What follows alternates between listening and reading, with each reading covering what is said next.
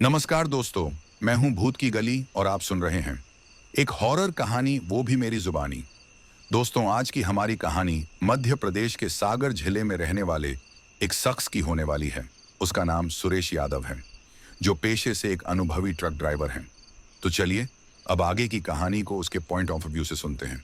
लेकिन कहानी को शुरू करने से पहले, जैसा कि मैं आप लोगों को हमेशा बताता हूं कि वैसे तो आपने बहुत सी हॉरर कहानियां सुनी होगी, लेकिन मुझे आपसे पूरी उम्मीद है कि आज की हमारी कहानी सुनकर आपको सच में डर का एहसास होने वाला है। बस मेरी आपसे यही गुजारिश है कि आप कहानी को पूरा सुनोगे तो आपको बहुत मजा आने वाला है। साथ ही आप हमारे चैनल पर पहली बार आए हो तो सब्सक्राइब कर लीजिए।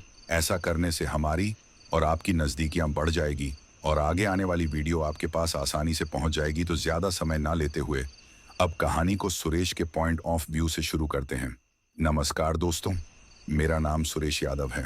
मैं 38 साल का हूं और मध्य प्रदेश के सागर जिले के एक छोटे से गांव का रहने वाला हूं। पिछले 15 साल से मैं ट्रक ड्राइवर हूं। रात के अंधेरे में हाईवे पर गाड़ी चलाना, ढाबों पर रुकना और अपने परिवार के लिए 2 वक्त की रोटी कमाना, यही मेरी जिंदगी है। मैंने कई बार सुनसान रास्तों पर सफर किया, लेकिन एक रात जो मेरे साथ हुआ वो मेरे लिए एक डरावना सपना बन गया। ये मेरी आप बीती है जो मैं आज आपको सुनाने जा रहा हूं। ये बात पिछले साल की सर्दियों की है। दिसंबर की एक ठंडी रात थी, जब मुझे भोपाल से कानपुर तक माल पहुंचाना था। रात के करीब 10 बजे मैंने ट्रक स्टार्ट किया।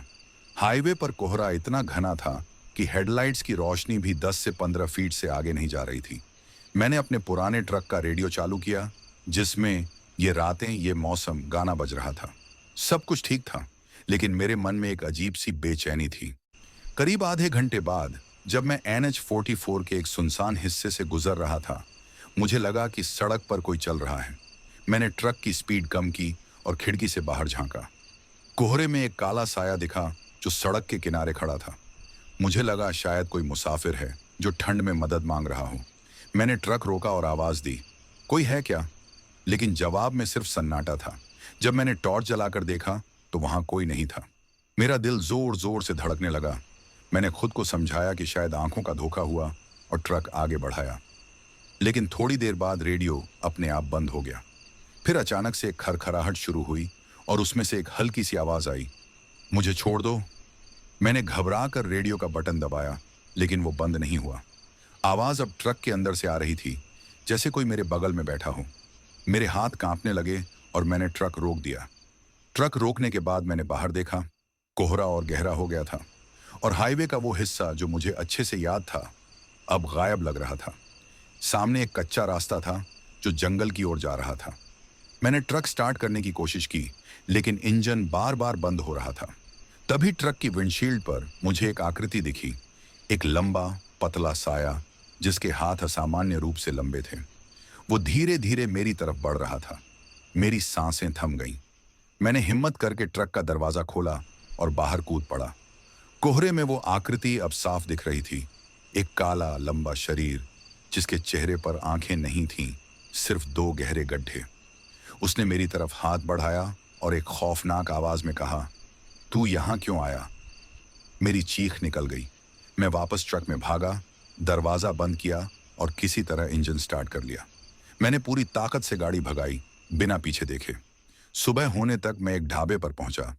वहां एक बूढ़े ड्राइवर ने मेरी हालत देखकर पूछा कि क्या हुआ। जब मैंने अपनी आप बीती सुनाई तो उसने बताया कि उस जंगल वाले रास्ते पर कई साल पहले एक ट्रक ड्राइवर की लाश मिली थी।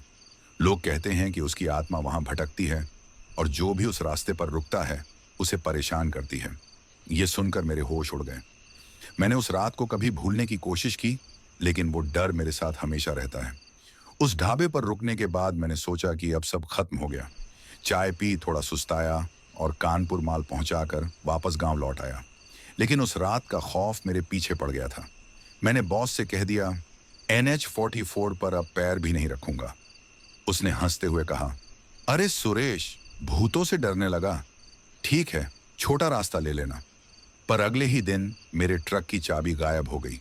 मैंने हर जगह ढूंढा, लेकिन वो मिली उसी ढाबे के पास जहां मैंने उस रात चाय पी थी। मेरे रोंगटे खड़े हो गए। क्या वो साया मुझे ढूंढ रहा था? गांव लौटने के बाद सपने शुरू हो गए। हर रात वो काला साया मेरे घर के बाहर खड़ा दिखता, अपनी लंबी उंगलियों से खिड़की खटखटाता। एक रात तो मैं चीखते हुए जागा और मेरी बीवी ने कहा, तुम्हारी नींद में बड़बड़ाहट अब गांव तक पहुंच गई है। अगले दिन गांव में अफवाह फैल गई कि मेरे घर पर भूत आता है। कुछ लड़कों ने मेरा मजाक उड़ाया, पर एक रात जब वो मेरे घर के पास मटर गश्ती कर रहे थे तो उनकी चीखें गूंजी। सुबह पता चला कि किसी ने उनकी बाइक के टायर फाड़ दिए थे और टायर पर लंबे नाखूनों के निशान थे। गांव में कुत्ते रात को भौंकते मेरी बेटी ने खिड़की पर वहीं बिना आंखों वाला साया देखा। लेकिन एक सुबह मेरे दरवाजे पर एक चिट्ठी मिली। उसमें कांपती लिखावट में लिखा था, मुझे मुक्ति दो वरना सबको ले जाऊंगा। चिट्ठी पर खून के धब्बे थे। मैं डर से कांप उठा। गांव वालों ने कहा, सुरेश, तूने कोई भूतनी पाल ली है। मैंने चिट्ठी को जेब में डाला और सोचा, ये साया सिर्फ मुंह तक नहीं, मेरे परिवार तक पहुंच गया है। मुझे कुछ करना होगा। मैं मंदिर गया और पंडित को सब बताया। रात का हादसा, सपने, चिट्ठी। उसने मंत्र पढ़े, फिर गंभीर आवाज में कहा, यह आत्मा उस ड्राइवर की है जो उस रास्ते पर मरा था। उसका कातिल एक दूसरा ड्राइवर था और वो अब हर ड्राइवर से बदला लेती है। तुझे वापस उस रास्ते पर जाना होगा, उसकी आत्मा को शांति देनी होगी। उसने मुझे एक ताबीज और एक पुरानी तलवार दी जो मंदिर में रखी थी। बोला, अगर वो सामने आए तो डरना मत, उसका सामना करना। मैं हैरान रह गया, क्या मुझे उस भूत से लड़ना पड़ेगा? मजबूरी में मैं फिर NH 54 पर गया। रात थी, कोहरा था और मेरे हाथ में तलवार थी। ट्रक चलाते वक्त हेडलाइट में वो साया दिखा, लंबा, काला और खौफनाक। मैंने ट्रक रोका और बाहर निकला। वो मेरी तरफ बढ़ा। उसकी सांसें हवा में सनसनाहट पैदा कर रही थीं। उसने चीखते हुए कहा, तू मेरा कातिल है। मैंने ताबीज पकड़ा और तलवार उठाकर बोला, मैंने कुछ नहीं किया, तुझे शांति चाहिए तो जा। अचानक हवा तेज हुई, वो साया चीखा और कोहरे में गायब हो गया। मेरे हाथ से तलवार गिर गई और मैं बेहोश होकर वहीं गिर पड़ा। जब होश आया, मैं ट्रक में था। तलवार गायब थी, लेकिन ताबीज मेरे गले में था। मैंने ट्रक चलाया और गांव लौट आया। उसके बाद सपने बंद हो गए, गांव में शांति छा गई। मैंने ड्राइविंग छोड़ दी और एक दुकान खोल ली। लेकिन एक सवाल आज भी रहता है, वो तलवार कहाँ गई? कुछ महीने बाद एक दोस्त ने बताया कि उसने उसी रास्ते पर एक पुरानी तलवार देखी थी जिसके पास खून के धब्बे थे। क्या वो आत्मा अभी भी वहां है या मैंने उसे आजाद कर दिया? दुकान शुरू करने के बाद मैंने सोचा कि अब सब ठीक है। गांव में लोग मेरी कहानी को मजाक में लेते थे, लेकिन मेरे लिए वो हकीकत थी। मैंने ताबीज को कभी नहीं उतारा। एक दिन जब मैं दुकान बंद कर रहा था, मुझे एक पुराना दोस्त रमेश मिला। वो भी ट्रक ड्राइवर था।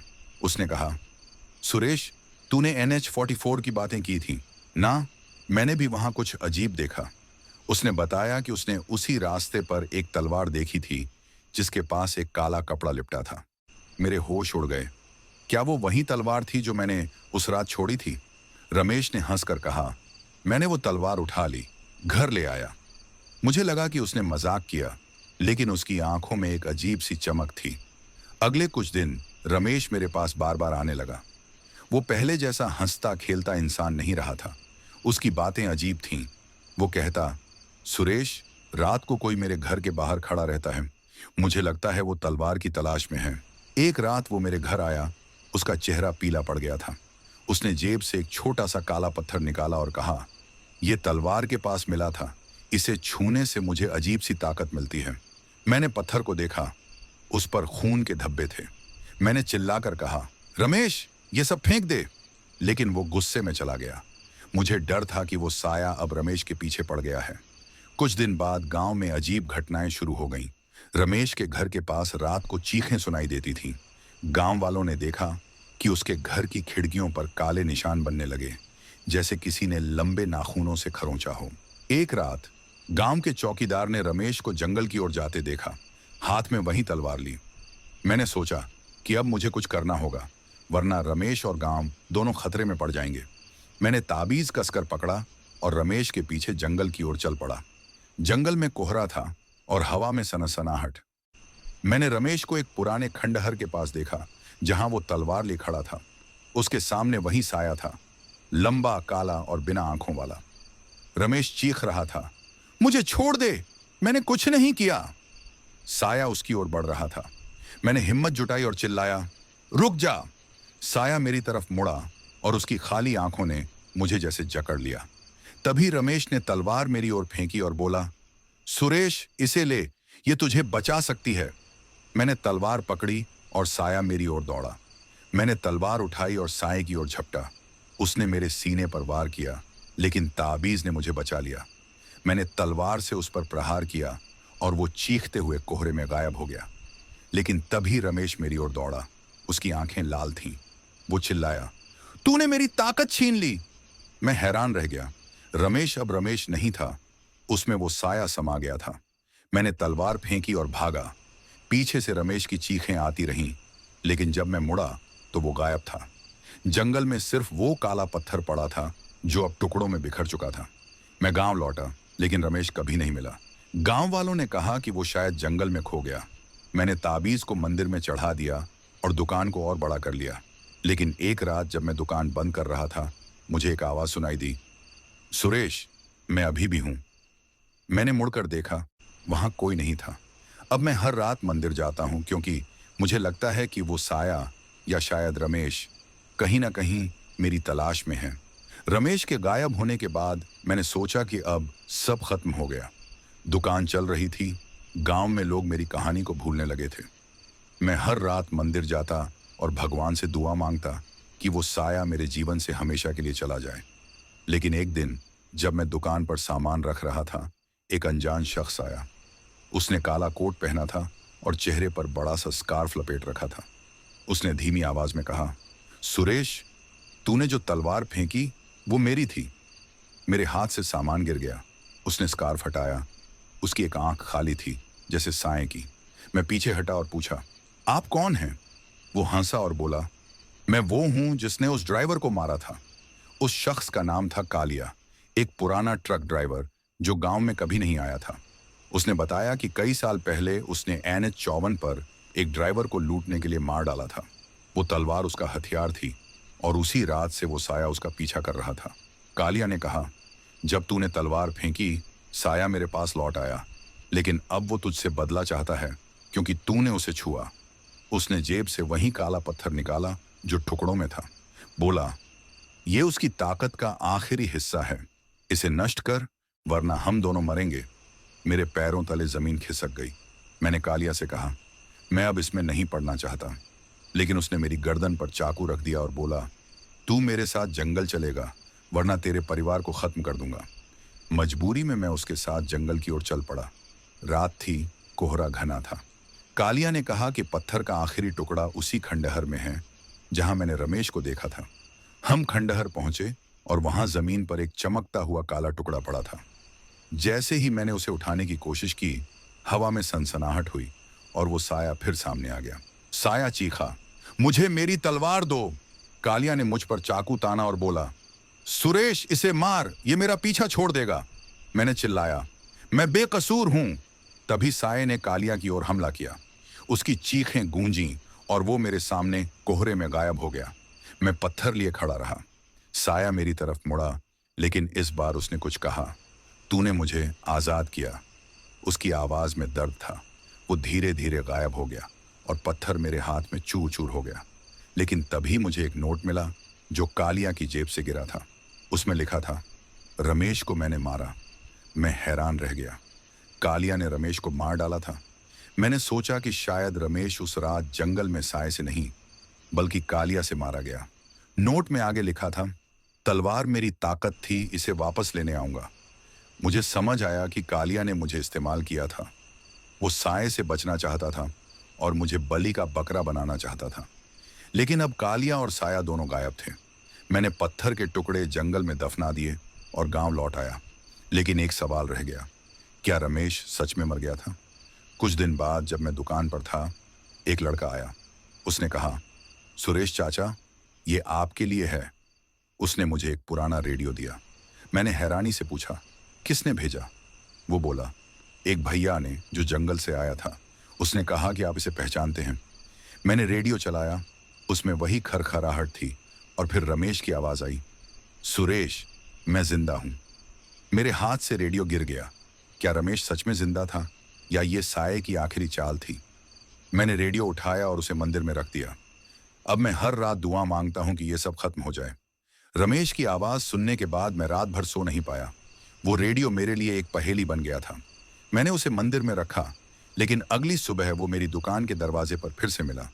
मेरे दिल की धड़कनें तेज हो गईं। मैंने उसे हाथ में लिया और फिर से चलाया। इस बार खरखराहट के बाद एक नई आवाज आई, सुरेश, मुझे बचा ले, मैं जंगल में हूं। ये रमेश की आवाज थी, लेकिन कमजोर और डरी हुई। मैंने सोचा, क्या वो सच में जिंदा है या कोई मेरे साथ खेल रहा है? मैंने फैसला किया कि अब इस रहस्य को सुलझाना ही होगा। मैंने एक पुराना लोहे का डंडा लिया और जंगल की ओर चल पड़ा। रात का वक्त था, कोहरा फिर से गहरा था। मेरे कदम भारी थे, लेकिन रमेश को बचाने की उम्मीद मुझे आगे बढ़ा रही थी। खंडहर के पास पहुंचते ही मुझे वो पुरानी तलवार जमीन पर पड़ी दिखी। पास में एक रस्सी थी जो किसी गड्ढे की ओर जा रही थी। मैंने रस्सी खींची और गड्ढे से एक कराह सुनाई दी। मैंने टॉर्च जलाकर देखा, वहां रमेश था, जख्मी और बंधा हुआ। उसने मुझे देखकर कहा, सुरेश, मुझे निकाल। मैं हैरान था, वो सच में जिंदा था। मैंने रमेश को गड्ढे से निकाला। उसकी हालत खराब थी, चेहरा सूजा हुआ, हाथ पैर पर रस्सियों के निशान। उसने बताया, कालिया ने मुझे मारा नहीं, बल्कि यहां कैद कर दिया। वो चाहता था कि साया मुझ पर हमला करे, लेकिन मैं बच गया। मैंने पूछा, तो रेडियो कैसे? उसने कहा, मैंने एक पुराना रिकॉर्डर छुपाया था जो मैंने जंगल में फेंका था। शायद किसी ने उसे ढूंढ लिया। तभी पीछे से एक ठहाका गूंजा। मैंने मुड़कर देखा, एक नकाब पोश शख्स तलवार लिए खड़ा था। उसने कहा, तुम दोनों ने मेरी योजना बर्बाद की, अब तुम्हें जिंदा नहीं छोड़ूंगा। मैंने डंडा उठाया और रमेश ने पास पड़ा एक पत्थर पकड़ा। नकाब पोश ने तलवार से हमला किया, लेकिन मैंने डंडे से वार रोका। उसकी ताकत जबरदस्त थी। रमेश ने पत्थर फेंका जो उसके सिर पर लगा। वो चिल्लाया और नकाब हटा। ये कालिया नहीं, बल्कि एक नया चेहरा था। उसने कहा, मैं कालिया का भाई हूं राकेश। उस साये ने मेरे भाई को मार डाला और मैं तुमसे बदला लेने आया हूं। उसने फिर हमला किया, लेकिन मैंने डंडा उसके पैर पर मारा। वो गिर पड़ा और तलवार उसके हाथ से छूट गई। जैसे ही मैंने तलवार उठाई, हवा में सनसनाहट हुई। वो साया फिर सामने आया, लंबा, काला और खौफनाक। लेकिन इस बार उसने राकेश की ओर देखा और चीखा, तूने मुझे धोखा दिया। राकेश घबराकर चिल्लाया, नहीं, मैंने नहीं। लेकिन साया उस पर झपटा और वो कोहरे में गायब हो गया। रमेश और मैं एक दूसरे को देखते रहे। साये ने फिर मेरी ओर देखा और कहा, अब मैं आजाद हूं। वो धीरे धीरे गायब हो गया। मैंने तलवार जमीन में गाड़ दी और रमेश को सहारा देकर गांव की ओर चल पड़ा। गांव पहुंचकर मैंने रमेश को उसके घर छोड़ा। उसने कहा, सुरेश, तूने मेरी जान बचाई, अब मैं ट्रक ड्राइविंग छोड़ दूंगा। मैंने भी हामी भरी। लेकिन अगली सुबह जब मैं दुकान खोलने गया तो दरवाजे पर वही रेडियो रखा था। मैंने उसे चलाया। इस बार कोई खरखराहट नहीं, बल्कि एक हल्की सी हंसी सुनाई दी। मैंने रेडियो उठाकर नदी में फेंक दिया। लेकिन रात को नदी के किनारे से एक आवाज आई, सुरेश, मैं हमेशा रहूंगा। मैंने पीछे नहीं देखा। अब मैं हर दिन मंदिर जाता हूं, लेकिन वो हंसी मेरे कानों में गूंजती रहती है। रेडियो को नदी में फेंकने के बाद मैंने सोचा कि अब सब खत्म हो गया। लेकिन उस रात जब मैं घर लौटा, मेरी बीवी ने डरी हुई आवाज में कहा, सुरेश, नदी के किनारे कोई खड़ा था। उसने मुझे देखकर हंसा और गायब हो गया। मेरे रोंगटे खड़े हो गए। अगली सुबह गांव वालों ने बताया कि नदी का पानी काला हो गया था और उसमें से बदबू आ रही थी। मैं नदी के किनारे गया। वहां वो रेडियो तैर रहा था, जैसे कोई उसे वापस लाया हो। मैंने उसे उठाया और उसमें से एक चीख निकली, सुरेश, तूने मुझे धोखा दिया। यह साये की आवाज थी, लेकिन गुस्से से भरी हुई। उसी रात गांव में हड़कंप मच गया। कुत्ते पागलों की तरह भौंक रहे थे और मेरे घर की छत पर कुछ भारी चीज चलने की आवाज आई। मैंने बाहर देखा। कोहरे में दर्जनों काले साए दिखे जो गांव की ओर बढ़ रहे थे। एक साया मेरे दरवाजे पर आया और खिड़की तोड़ दी। उसकी लंबी उंगलियां अंदर की ओर बढ़ीं और मेरी बेटी चीख पड़ी। मैंने पास पड़ा लोहे का डंडा उठाया और उस पर वार किया। साया चीखा और गायब हो गया, लेकिन बाहर से चीखों की आवाजें आने लगी। गांव वालों ने चिल्लाना शुरू कर दिया, सुरेश, ये तेरे भूत हैं। सुबह मैं रमेश के पास गया। उसने कहा, सुरेश, ये साया अकेला नहीं है। जब मैं गड्ढे में था, मैंने सुना था कि कालिया ने उस तलवार से कई लोगों को मारा था। उनकी आत्माएं अब इसके साथ हैं। उसने एक खतरनाक प्लान बताया। हमें नदी के पास उस तलवार को जलाना होगा, वरना ये पूरा गांव तबाह हो जाएगा। मैंने कहा, लेकिन तलवार तो जंगल में घड़ी है। रमेश ने एक पुराना नक्शा निकाला और बोला, ये कालिया का है। इसमें एक गुप्त ठिकाना है जहां उसने अपनी ताकत छुपाई थी। वहां से हम तलवार लाएंगे। मैं तैयार हो गया, लेकिन डर से मेरे हाथ कांप रहे थे। हम जंगल के उस हिस्से में पहुंचे जहां नक्शे में एक पुराना कुआं दिखाया गया था। कुएं के पास पहुंचते ही हवा ठंडी हो गई और जमीन से धुआं उठने लगा। मैंने कुएं में झांका।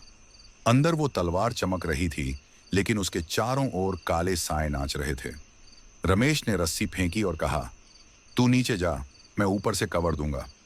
मैं कुएं में उतरा, लेकिन जैसे ही मैंने तलवार छुई, साइयों ने मुझ पर हमला कर दिया। उनकी ठंडी उंगलियां मेरे गले को निचोड़ने लगीं। मैंने चीखा, रमेश मदद कर! लेकिन ऊपर से कोई जवाब नहीं आया। मैं किसी तरह तलवार लेकर ऊपर आया, लेकिन रमेश गायब था। तभी पीछे से एक ठहाका गूंजा। रमेश वहां खड़ा था। उसकी आंखें लाल थीं। उसने कहा, सुरेश, तू बहुत भोला है। मैंने तुझे यहां मरने के लिए भेजा। ये साए मेरे साथ हैं। मैं अब इनका मालिक हूं। उसने हाथ में वही काला पत्थर उठाया जो अब फिर से पूरा हो गया था। साए उसके इशारे पर मेरी ओर दौड़े। मैंने तलवार से वार किया। एक साया चीखा और गायब हो गया। रमेश ने पत्थर से जमीन पर प्रहार किया और काले धुएं ने मुझे घेर लिया। मेरी सांसें रुकने लगीं, लेकिन मैंने तलवार फेंकी। वो सीधे पत्थर से टकराई और उसे तोड़ दिया। पत्थर टूटते ही साए चीखने लगे और एक एक कर गायब हो गए। रमेश घुटनों पर गिर पड़ा। उसकी आंखों से खून बह रहा था। उसने कहा, सुरेश, तूने मुझे मार डाला। और वो बेहोश हो गया। मैंने तलवार उठाई और नदी की ओर भागा। वहां पहुंचकर मैंने तलवार पानी में फेंकी। नदी में आग की लपटें उठीं और एक भयानक चीख गूंजी। पानी फिर से साफ हो गया। मैं गांव लौटा, लेकिन अगली सुबह रमेश का शरीर नदी के किनारे मिला। उसकी छाती में वही तलवार गड़ी थी। गांव वालों ने कहा, सुरेश, ये खत्म नहीं हुआ। रात को मेरे घर की दीवार पर एक निशान बना था, एक लंबी उंगली का चिन्ह। तो दोस्तों, हमारी कहानी कैसी लगी ऐसी ही और कहानियां सुनने के लिए हमारे चैनल को सब्सक्राइब करें, लाइक करें और एक प्यारा सा कमेंट भी करें। और हाँ दोस्तों, आप हमें यह भी बताइए कि आप हमारी कहानी किस राज्य से सुन रहे हैं। ये सुनकर हमें अच्छा लगेगा। और इस वीडियो में जो भी अपना नाम और अपने राज्य का नाम कमेंट बॉक्स में लिखेगा, उसका नाम अगले वीडियो में लिया जाएगा। और हाँ दोस्तों, ये भी बताएं कि आपको ये कहानी कैसी लगी। इसके साथ ही अलविदा कहना चाहता हूँ। अपना ख्याल रखें। गुड बाय दोस्तों।